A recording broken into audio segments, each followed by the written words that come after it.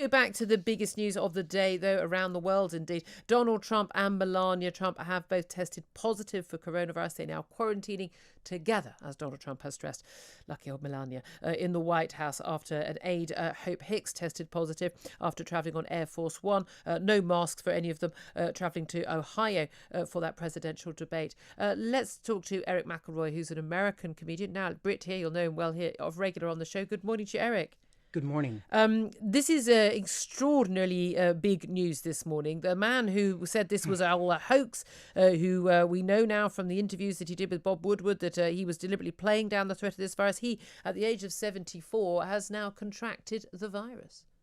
Yeah, and I mean, I think at this stage, I'm voting for Joe Biden. I'm supporting his campaign, but this is a point where you sort of take a step back and realize this is the president of the United States.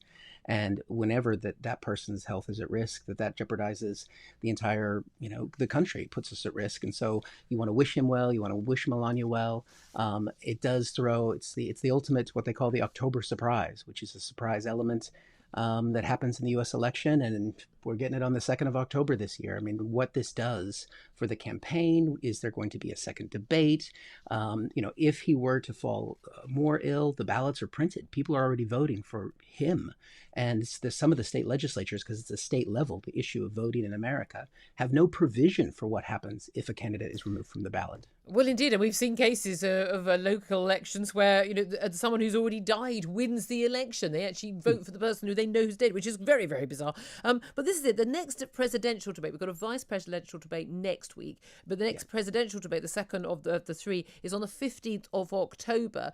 Depending on how long the president has to quarantine, depending on whether or not he gets ill, his physician has said that he and Melania are well, and she has certainly tweeted out that they are on asymptomatic, that depending on whether or not he does fall ill, and of course he's in an age category where there will be concerns, there are huge implications for this, aren't there? Not just for his health, and again, as David Davis, we spoke to a little bit earlier, pointed out, people can love or hate Donald Trump. We are talking about a 74-year-old. I don't think we should be wishing illness or death on anybody, even our biggest enemies. And bearing in mind, he also does have a very young child. His youngest child is only in the early teens, and I don't think you would wish that on any child, to lose the parents. So I think a lot of that schadenfreude, really, people need to drop that right now. But the implications of the election, as you say, are huge if he does become incapacitated. Yeah, I mean, after JFK, they did add a 25th Amendment, which basically talks about the protocols if a president becomes ill. The last time it was used was in 2002, when George W. Bush had a colonoscopy. Dick Cheney was temporarily president, which is a terrifying idea in and of itself. But George W. Bush obviously recovered from that. And so if we don't know at what point we would say, I mean, just like the same problems we had here, at what point was Boris able to be leading the country? But that line is there. It involves Vice President Pence taking charge and the cabinet having some sort of vote. I don't know all the details of it, but basically he would then take over, at least running the government.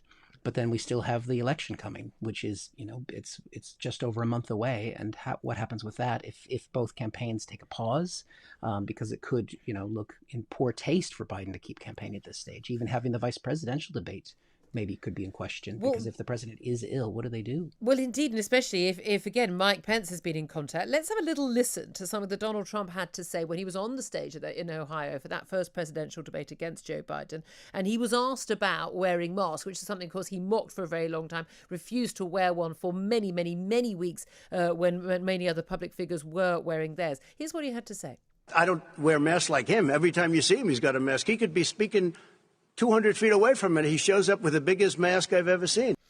Again, carrying on the mocking. Now, Hope Hicks, the senior aide to Donald Trump, she tested positive. She travelled on Air Force One with the Trumps. None of the members of the family were wearing masks. Everyone else in the auditorium had to have a negative COVID test to be there, to work on the crew, to be there at all. If, however, we do see that Mike Pence tests positive and he has to quarantine as well, if either of those men both became incapacitated with the virus, the really fascinating thing under the 25th Amendment is not just the power passing from Donald Trump to his vice president, but it then passes, next in line is the Speaker of the House of Representatives, one Nancy Pelosi, one of the most senior Democrats. I mean, you couldn't make this stuff up, could you? Yeah, we could have our first female president after all. I mean, it's again, you don't want to make light of this because you don't genuinely want anyone to be ill. And but yes, that is the next step. Basically, if both of them were not well, then she would become president of the United States. It would be the ultimate twist of fate in what has been an insane 4 years in the U.S. I mean, there's no doubt at all also this is going to focus Donald Trump's handling of the coronavirus pandemic, which I think most people would agree has been dire. And he's spoken to Bob Woodward, the author, where we've got tapes which have emerged now from early on saying he knew it was much more serious than he was making out. He was deliberately playing it down. This is all on record, on tape by him. This is going to focus the campaign on his handling of the pandemic. Now, he wants it to be about the culture wars, Black Lives Matters, all these other issues. This is inevitably going to focus it. If he can't be out campaigning, he can't be holding rallies, if he can't perhaps do another debate, do you think this could be a game changer in terms of the outcome of the election? Well, I mean, the thing we don't know is, and obviously if a president is at risk, then that would endear sympathy typically of a president in the country. As we saw for Boris Johnson when he was ill, Yeah, and I mean, after 9/11, George W. Bush had like a 90% approval rating for a period of time. So you might see some coming together. It's hard to know if that can happen with this president because views are so baked in and he's so polarizing.